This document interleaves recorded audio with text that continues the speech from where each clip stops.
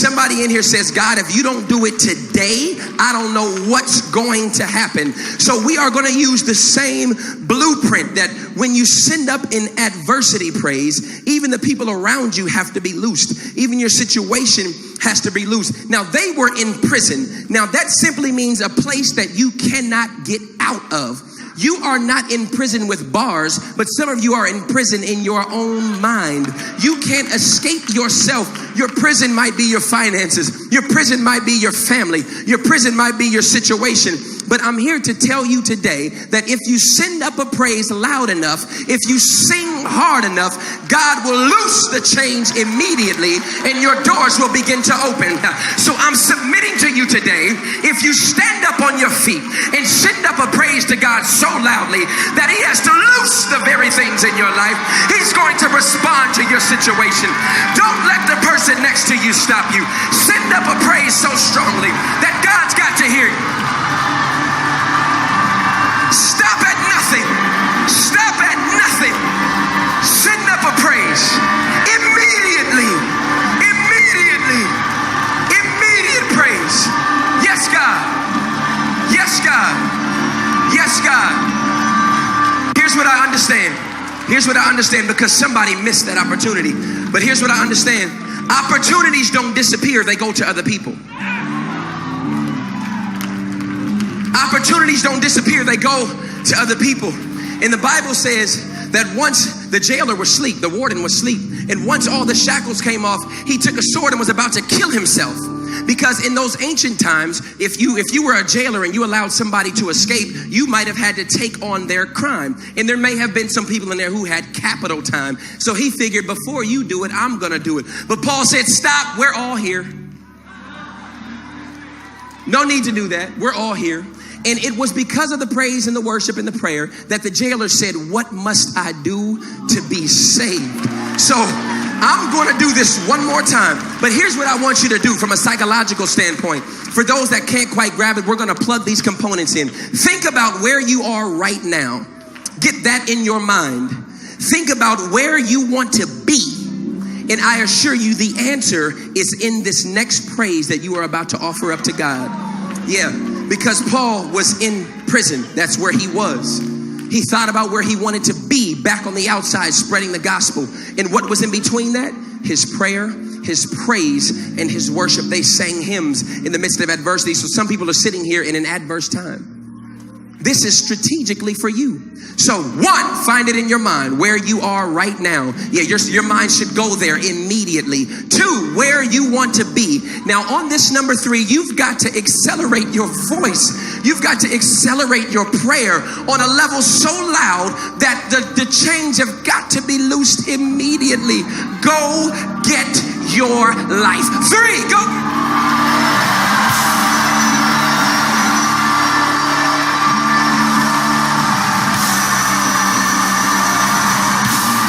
Your life. Go get your breakthrough with power from Jesus.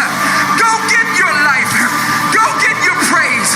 Send up your worship. Nothing will ever be the same again. Your life will be forever changed. Stop at nothing. Hallelujah, Jesus.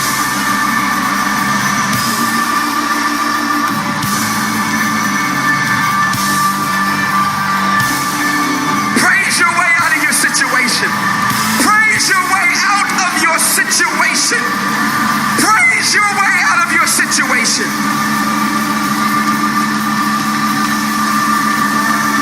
Listen. Now that praise was for yourself. That praise was for you.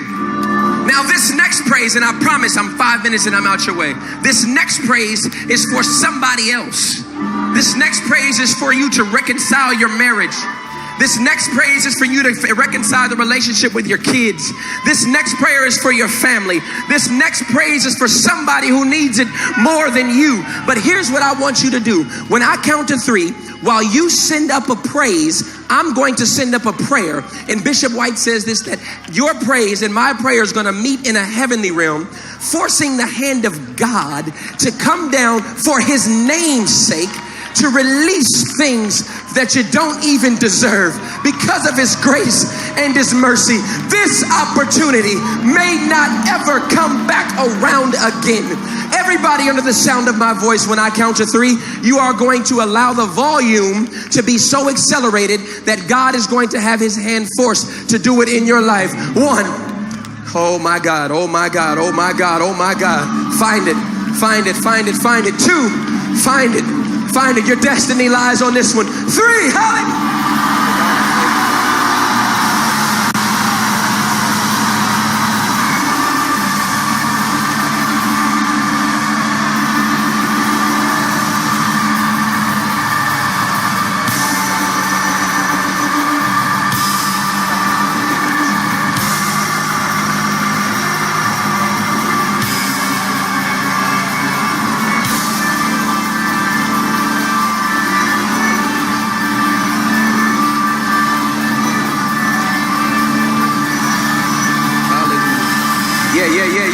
Yeah. Contend for your faith. Wrestle with the enemy. Wrestle with what's in your mind. Wrestle with it. Don't let the enemy hold you down. Go get it with volume, with praise, with worship.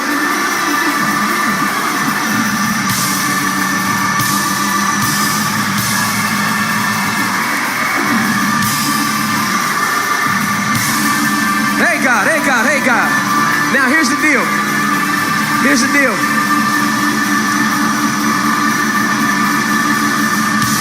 Here's the deal. Who believes they have the victory? Yeah. There's certain things that you have to do in order to receive it.